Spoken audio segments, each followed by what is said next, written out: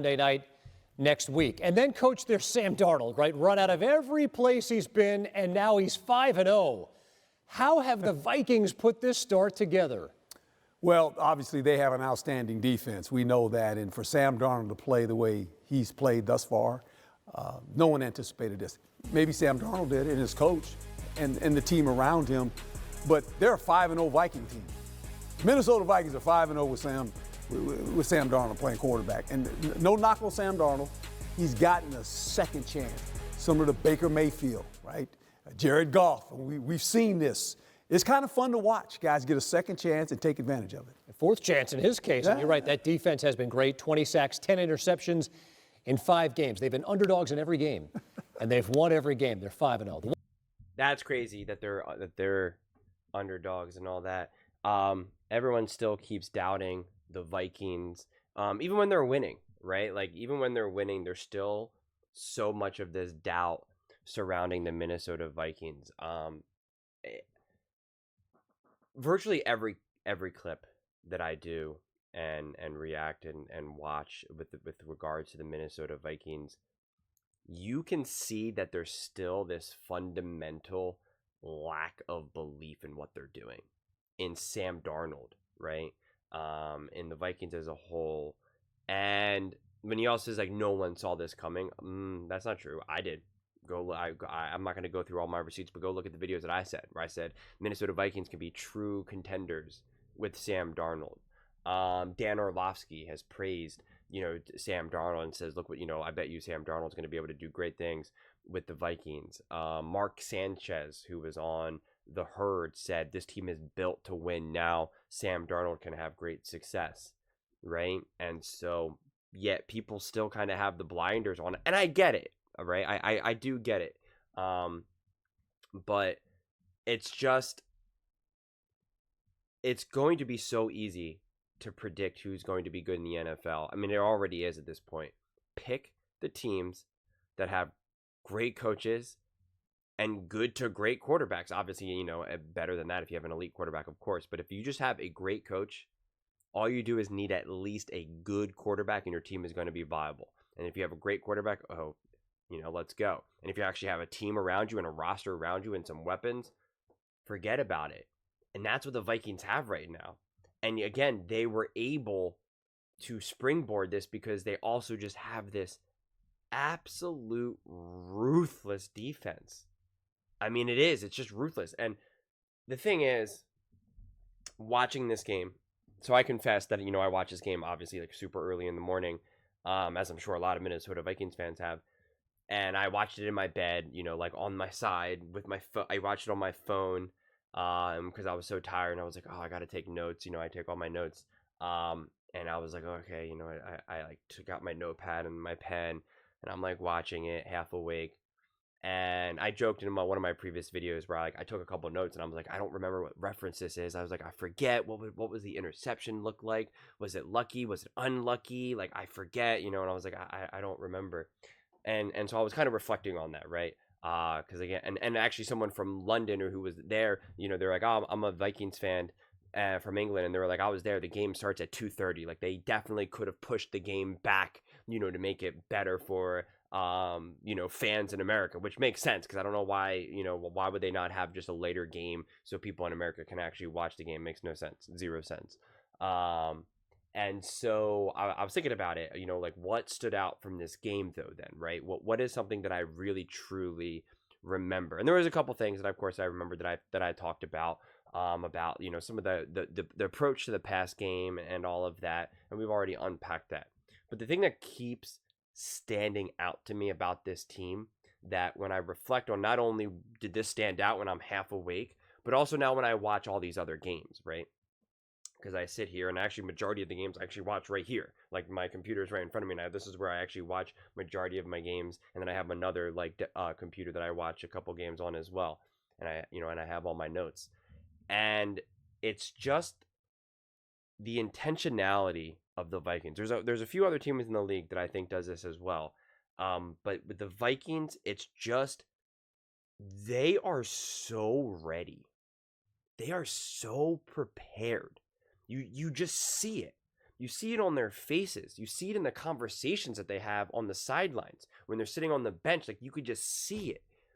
They have this core belief to themselves of what they are trying to do and what they can accomplish, right? They're not just like, hey, we're playing with house money, or hey, what do we have to lose? Like, they believe in what they're building. They believe in what they built already. They believe in what they can accomplish. They're not saying, why not us? They're saying, we are us, right? And that's the difference. And that's something that's quite remarkable. And it's just a perfect balance between Kevin O'Connell and Brian Flores. I mean, I think that is just a marriage that is just unbelievable, right? I mean, Kevin O'Connell is really good at, inspiring that belief, inspiring that trust, and keeping everybody like pretty calm, because he's definitely like a more grounded, more chill guy. And then you have Brian Flores, who's like, let's get to work, be prepared, let's go, put in the work. And it's this perfect balance. And again, you see it. You see the team take on that identity. And it's remarkable, because I see plenty of other teams where I'm just like, I don't see that. And some of the teams, it's frustrating because you can tell that they're pretty good, or that they have a good roster, but then they show up on Sunday, Monday, or Thursday, and it's like, are you prepared? Like, what are you doing? Or when the game plan isn't going exactly as they want, it's just like they're like a bunch of kids, right? They just kind of crumble. And it's like, what are you doing? Okay, you're down by 10. Get over it. It's the second quarter. Let's go. Like what are you doing? Why are you unraveling? And the perfect example was the Jets. You see the Jets unravel. They were still in this game. I know it wasn't going to according to their plan, but it was still a close enough game. It wasn't a blowout. The Jets could have won that game. They had every opportunity. They could have gotten something going without a doubt. And this was far from the Vikings' perfect game. And yet, like, you could see, right? I remember, Aaron going like this. He was like kind of like kept doing this to the sideline, like out of anger. Not like, hey, I'm not hearing this or whatever. He was like the frustration, the anger, the desperation. And you look at Robert Saleh and they show him and he's just like dejected on the sideline, right? And then, and he's just like, oh, how did I get here? Like what decisions have I made in my life that got me to this point right now? You could just see the existential dread on his face and just wash all over him. He's like, so it is pretty cool, huh, Robert? You made it all the way up to London. You're the coach of the New York Jets. This is pretty cool. But this is not going very well. And now the media is going to ask me a lot of questions. And my boss is going to say, why is this happening? And I don't have the answers. You can see it. The life just draining out from him. While the Vikings are just literally inspired. And again, to me, it jumps off the screen. And make no mistake about it. I have like all my notes and I'm looking at all the various teams. And I'm like, I can't say that by many teams. I can't say that about the Bills right now. I can't say that about the Eagles. I can't say that about the Steelers. I can say that about their Steelers defense maybe. But I don't know. Not really. Can't say that about the Jets, right? Can't say that about, I don't know. I could just keep naming teams, quite frankly. But it's like the Vikings, week in and week out. I would love to know the messaging that they're saying in those, in those meetings. When they're pregame, postgame, on a random Wednesday.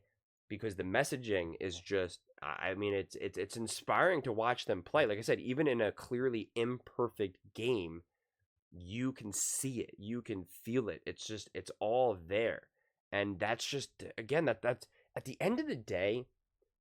And maybe I'm in the minority in this one. That's really at the end of the day, that's all I'm asking of my team. It's all I'm asking for the team, for anything in my life, quite frankly, friends, family, whatever. It's like, just try your best, be prepared, and just give it everything you got.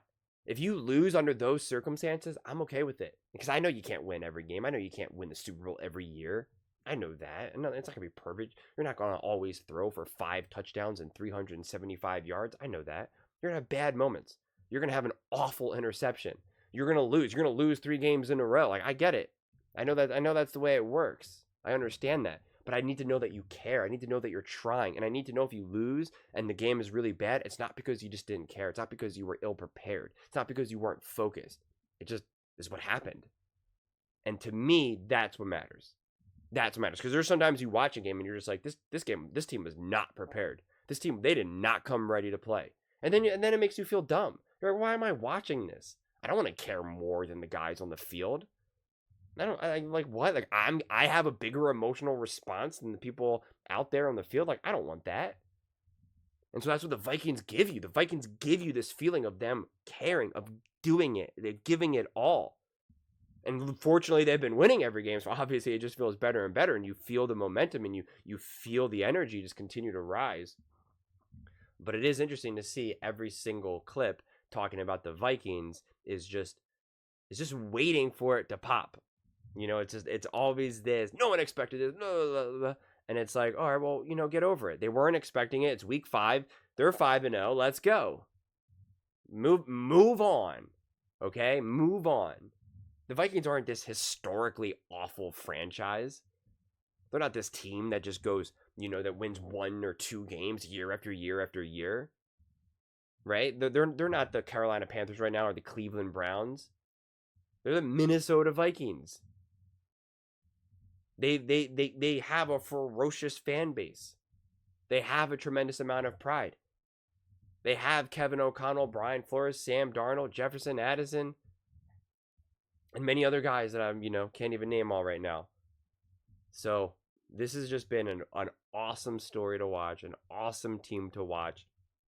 And what's really cool about it too is, kind of just to piggyback off what I said earlier, is that they're having this success, and again, it feels earned.